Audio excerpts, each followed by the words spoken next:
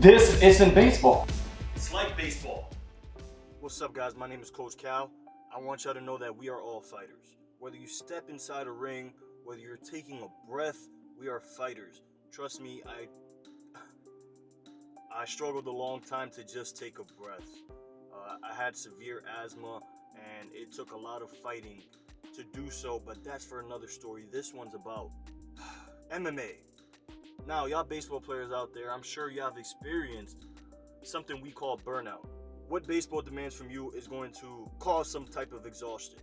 We have so many different areas, right? We say a 5-tool player. That means we have 5 different things that we have to consistently work on. We have other obligations, whether it's school, work, family. But I made this video to talk about this one thing. If you are experiencing burnout, there's other sports you can do. The main one I recommend is MMA. So I hold MMA very close to my heart, and yes, baseball is still always number one, but MMA was always right next to me because it did save me from going down this downward spiral. And before we get into the actual benefits of mixed martial arts and how it helps you with baseball, let me tell you this quick story.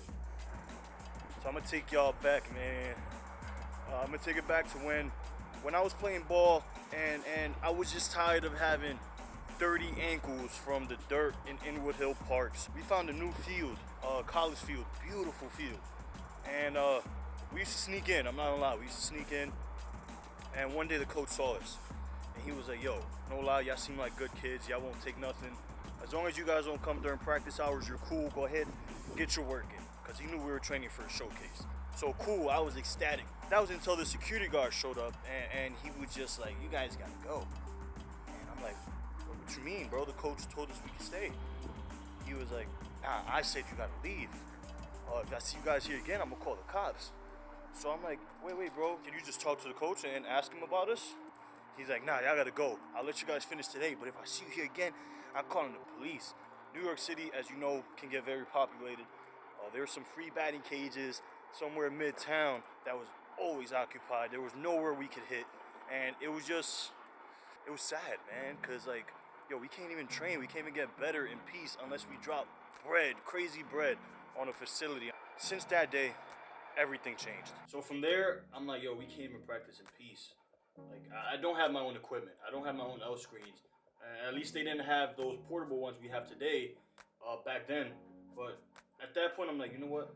I think it's time for new endeavors, man. I hated baseball at that point. I'm like, you know what? Fuck baseball. Like, I was mad at it. I was like, I gave my all. I was pissed off, man. And before I could even get sad about retiring from baseball, I joined a gym, an MMA gym. Tell you what, like, it did bring in some new type of life for me because I was fighting for something again.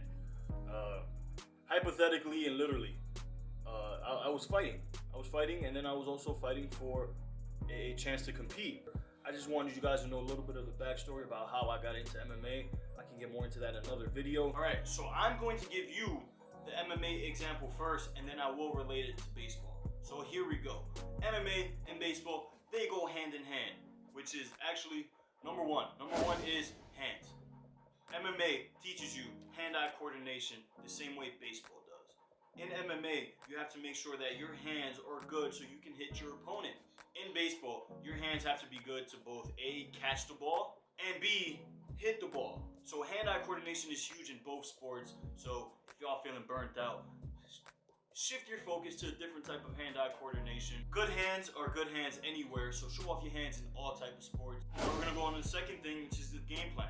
Right? In MMA, there's usually a game plan where I know what the opponent is gonna do to me, but I also know my skill set and my values and what I'm gonna do to my opponent. There's 2 categories you can fall under: defensive, offensive. Now, if you do have your game plan, but you're defensive, that means you're becoming a little more trigger shy. Whether it's because the guy you're facing is a good wrestler and you're afraid to overextend and leave yourself open for a takedown, or if the guy you're facing has a lethal left hand and you're just thinking about that left hand the whole time, now you become trigger shy and you don't want to throw your punches.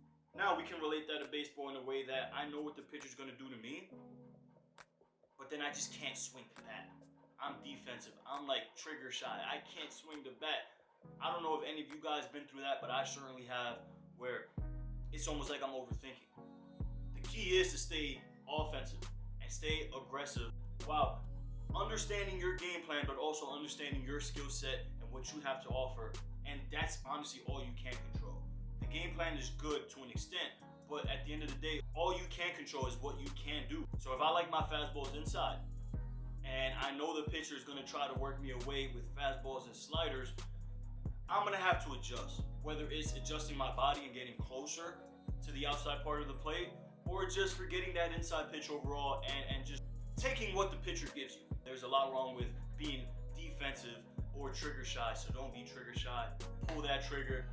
As the great Michael Jordan once said, you miss 100% of the shots that you do not take.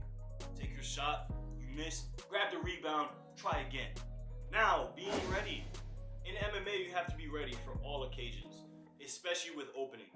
Once you find an opening, you have to be ready to take that opening, whether it's a jab or a kick to the body. Whenever you see that opening, you have to almost be explosive and hit that opening. There's a lot of downtime when it comes to the game of baseball, which can distract our mind and have us thinking about something else, which is a problem because at the end of the day, when the pitcher is on the mound, we have to be ready.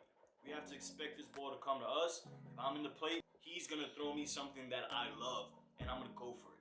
So yes, MMA will keep your ready skills sharp. Now, precision. Honestly, man,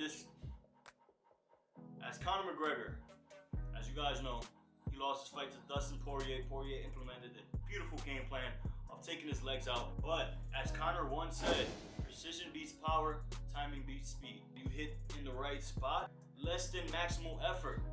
You're more likely to hit your target than if you're going 100% effort.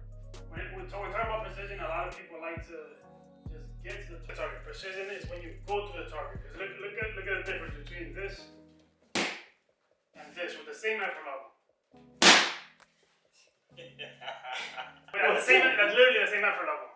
Take that into baseball. The harder you swing, the harder it is to control it. Yes, once you connect, it's going to go a long way. But there's no consistency in that. I don't want to be the type of guy that once in a while hit the ball hard. I'm going to try to be consistent and precise with either my hand to a face or my barrel to a ball. So precision beats power. So honestly, I just made this video because I thought about the winter, right? And I thought about how hard it is for us to practice out here, especially New York City where everything's expensive, everything is packed.